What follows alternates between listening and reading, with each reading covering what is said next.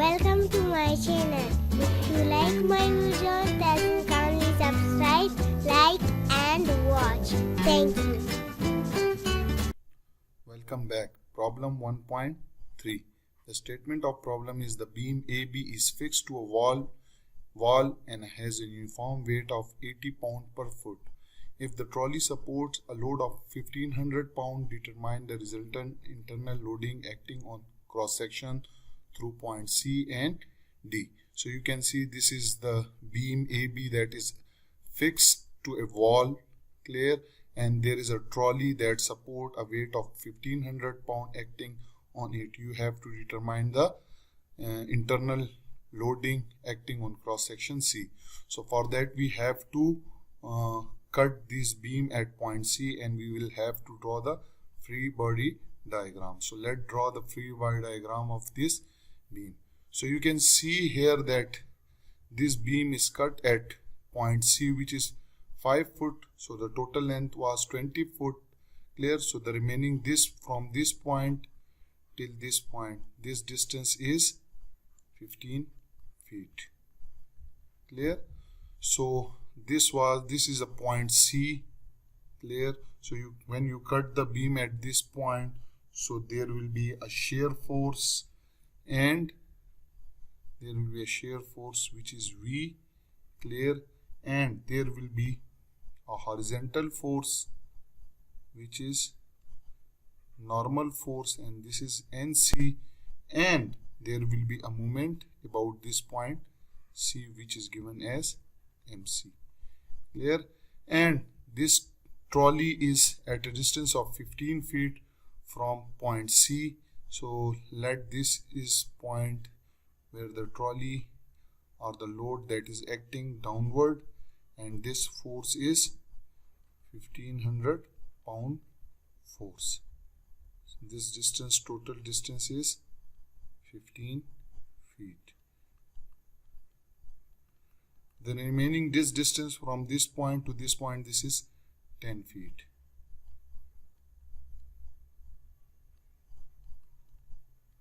Now it is given that the weight of this beam is 80 pounds per feet, clear. So this is total 25 feet.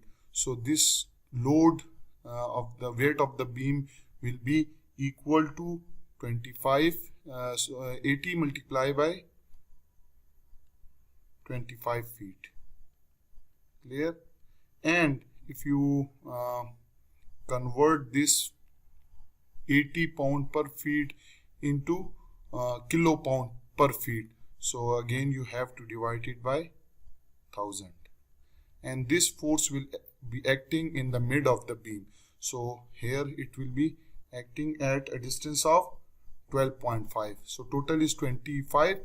So this force will be acting downward, and this force is 80 into 25 divided by 1000, and that will yield you 2 kips, means 2 kips, and that will acting at a distance of 12.5 from this. This is 12.5, and the remaining is 2.5 feet. So this is the free body diagram, and we will draw we will find out this unknown shear force, moment and horizontal force.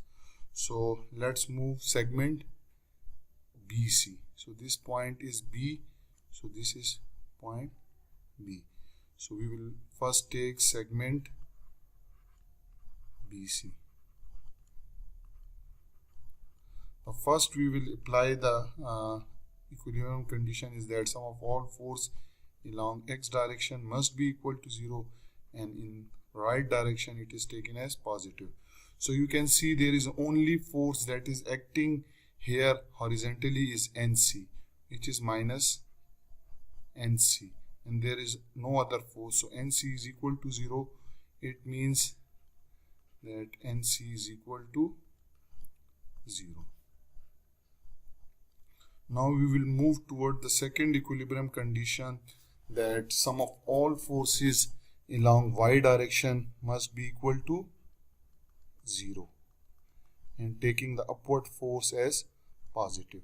So here you can see there is a upward force that is acting upward is V. If I name it VC because it is acting at point C.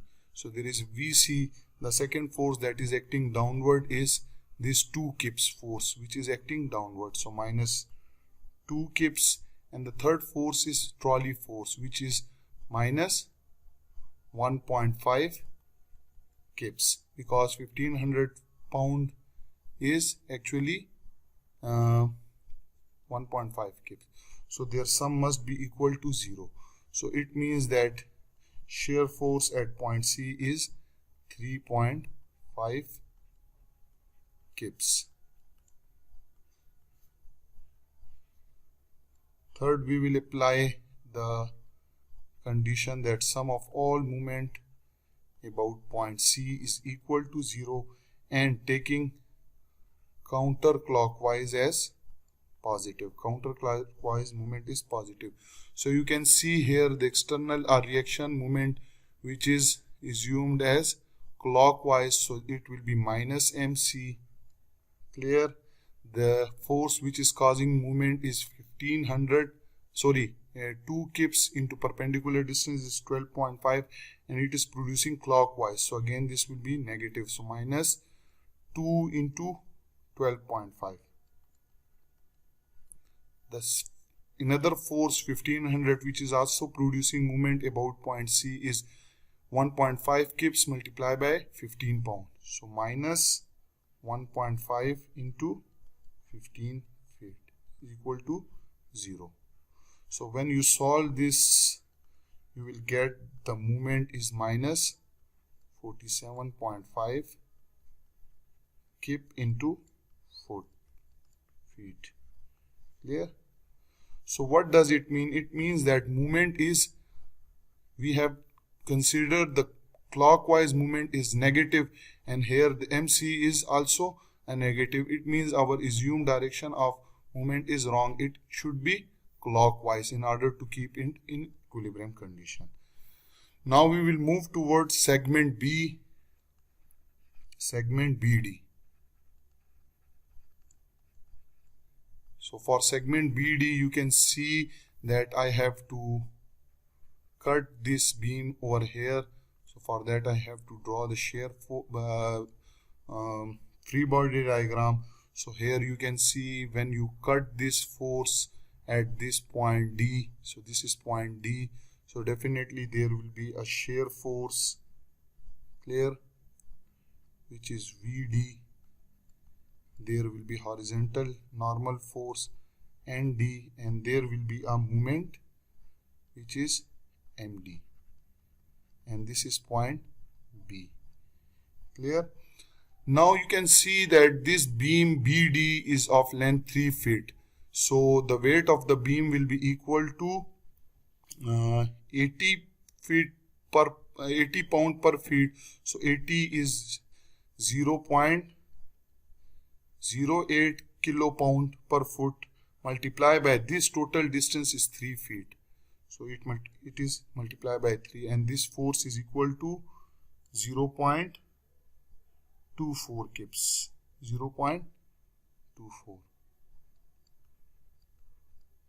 kips. And this force will be acting at a distance of at a half.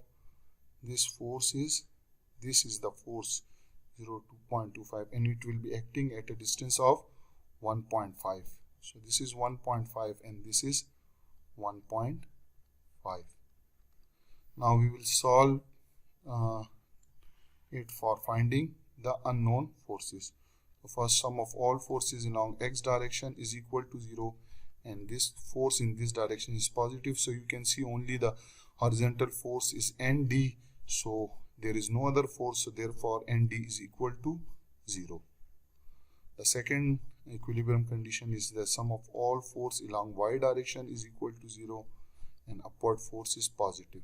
So you can see there is a one force VD which is acting upward, so VD, and there is another force which is this one, and that is minus 0.24 kips, and that is acting downward. Their sum must be equal to 0. So it means that VD is equal to 0.24 kips.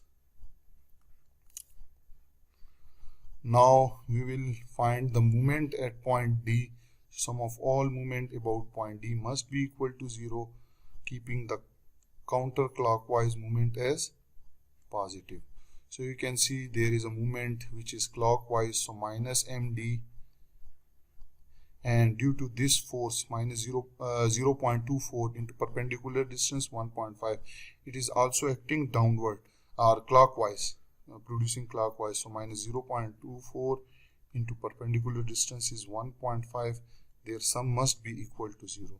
So it means that moment about point D is minus 0.360 kips into feet. Again, this movement comes out to be negative, and we have assumed that we have taken negative movement as MD. Clear? But MD here is also negative, so negative means positive. So our assumed movement which is taken as clockwise is wrong, and you have to change this movement as counterclockwise movement. So I will conclude. In question we have been asked to find the internal loading at point C and D. So for point C we have find out this NC is equal to 0, shear force 3.5 kips, and movement is 47.5 kips clockwise, counterclockwise. For point D we have also find out the internal loading, that is ND is equal to 0, VD is equal to 0.24, and movement about point D is 0.360 kips into feet, which you have to take in counterclockwise direction. I hope you have understand this problem, and do subscribe my channel if you haven't subscribed, so that you can get more and more learning videos. Thank you for watching.